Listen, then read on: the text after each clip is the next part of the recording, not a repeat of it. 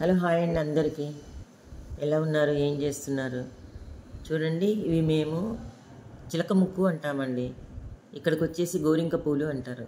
మీ వైపు ఏమంటారో కామెంట్లో చేయండి.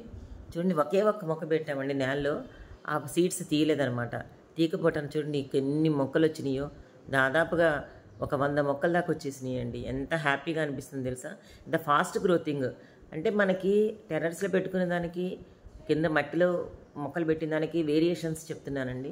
మనం టెర్రస్లో తొట్లల్లో పెట్టామనుకోండి, ఒక్కొక్క గింజ కలెక్ట్ చేసుకోవాలి. ఇక్కడ ఇలా వదిలేశారు, మొత్తం మొక్కలంతా గింజలన్నీ వదిలేసాము. వదిలేసినప్పుడు చూడండి, వాటంతా అవే పడి మళ్ళీ వాటికి మనం ఏమీ వేయక్కర్లేదు. ఎంత బాగా వచ్చినాయో చూడండి, ఎంత మంచిగా అనిపిస్తుందో.